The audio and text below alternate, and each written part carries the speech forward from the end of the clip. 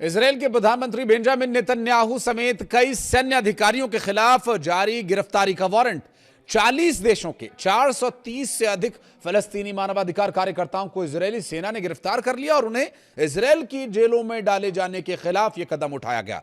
इधर इजरायल के मददगार अमेरिका के लिए ईरान ने एक बड़ा ऐलान कर दिया है। ईरान की सशस्त्र सेना के chief of staff major general Ali Abdullahi ने चेतावनी दी है, जमीन, समुद्र, हवा, एयर डिफेंस, साइबर अटैक से दहला देने की तैयारी है। चौतरफा घिरे ईरान के दुश्मन कुचल देने वाला होगा ईरान का हमला। ईरान से होगा विनाशकारी हमला। और आगे देखिए इस पर क्या जवाब दे रहे हैं डोनाल्ड ट्रंप। नमस्कार, मैं हूं आशीष त्रिपाठी और डोनाल्ड ट्रंप के पास अब घूम फिरकर एक ही सेंटेंस बचा है दोहराने के लिए, स्ट्रेट ऑफ हॉर्मुज हमारे कंट्रोल में है, अमेरिका का कब्जा है यहां। अरे आप जब तेल गैस आपूर्ति के लिए समुद्र में वैकल्पिक मार्ग तलाश लिए हैं तो फिर स्ट्रेट ऑफ हॉर्मुज छोड़ दीजिए। अपने सैनिकों की बलि क्यों चढ़ा रहे हैं? जाने दें उन्हें अपने घर परिवार के पास जो उनकी राह देख रहे हैं।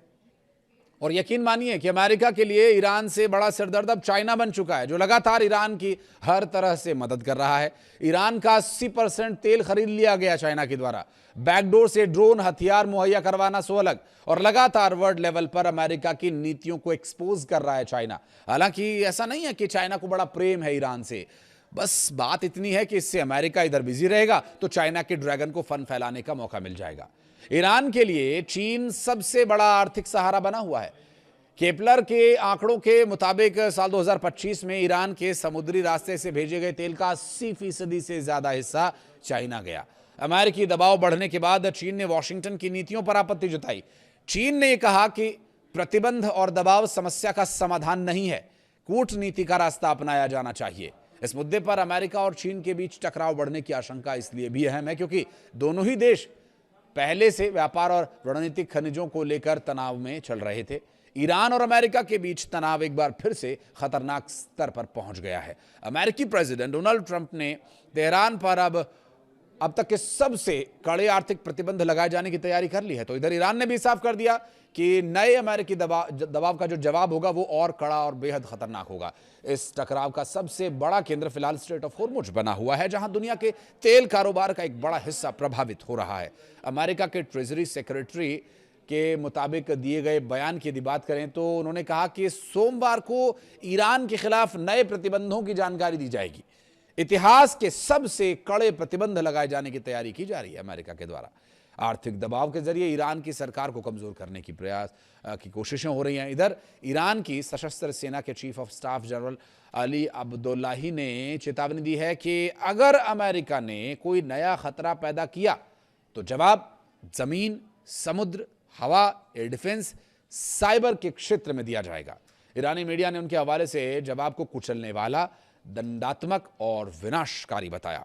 डोनाल्ड ट्रंप का एक बयान इस वक्त सबसे ज्यादा चर्चा में है। स्ट्रेट ऑफ हॉर्मुज पर अमेरिकी नियंत्रण का दावा एक बार फिर कर रहे हैं वो, और उनका कहना है कि अमेरिका के पास पूरे इलाके पर नियंत्रण है।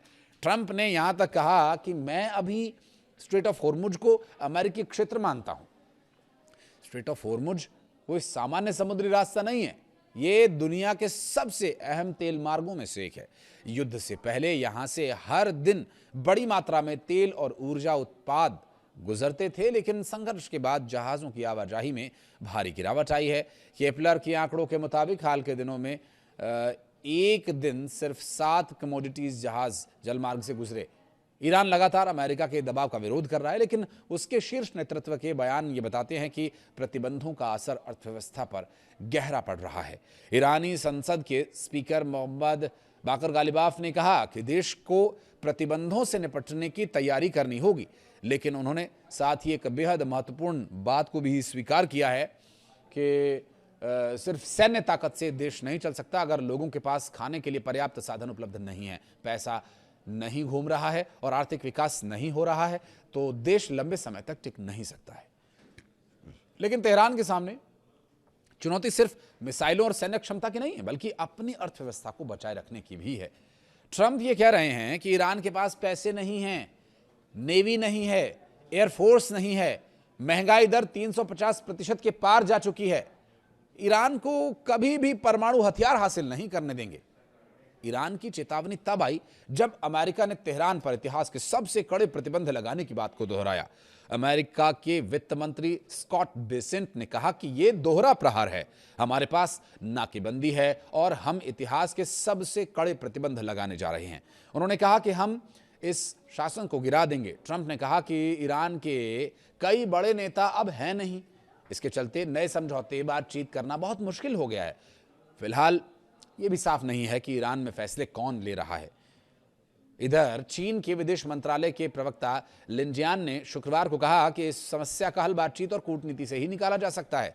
उन्होंने सभी संबंधित देशों से जिम्मेदारी के साथ कदम उठाने की अपील की।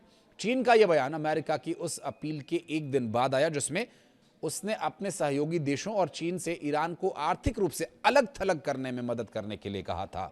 ईरान कई साल से ऐसे प्रतिबंध को झेलता आया है, इससे उसकी नीति नहीं बदली है। इंटरनेशनल क्राइसिस ग्रुप के ईरान डायरेक्टर अली वाइज के मुताबिक अमेरिका अब प्रतिबंधों के साथ सैन्य दबाव भी बढ़ा रहा है, लेकिन इससे ईरान के पीछे हटने के बजाय उसका रुख और सख्त और इरादा पक्का हो गया है। उनके मुताबिक ईरान के लिए अमेरिकी प्रतिबंध झेलना मुश्किल जरूर है, लेकिन कोई नई बात नहीं है। अमेरिका की शर्तें मानना उससे भी ज्यादा खतरनाक लगता है। इसलिए सिर्फ दबाव बढ़ाने के लिए ईरान के झुकने की संभावनाएं बहुत कम नजर आती हैं और ये परिस्थितियां ईरान को और मजबूत करती हैं। चाइना का सहयोग तो मिल ही रहा है। इजराइल के खिलाफ कार्रवाई तुर्की कर ही रहा है। तुर्की ने वारंट जारी कर दिया है। तुर्की कह रहा है कि बेंजामिन नेतन्याहू और उनसे पेशालारों को हम पकड़ेंगे जिन्होंने फलस्तीनियों को जेलों में डाला है। बहरहाल परिस्थितियां पेचीदा होती जा रही हैं, बातचीत का कोई हल निकलता अभी नजर नहीं आ रहा है। आगे क्या परिस्थितियां होंगी, इस पर और डिटेल्स आपके लिए हम लेकर आएंगे। इस बारे में कुछ कहना चाहें, कोई शिकवा, शिकायत या सुझाव कमेंट सेक्शन में जरूर बताइएगा। वीडियो को यहां तक देखने के लिए बहुत धन्यवाद।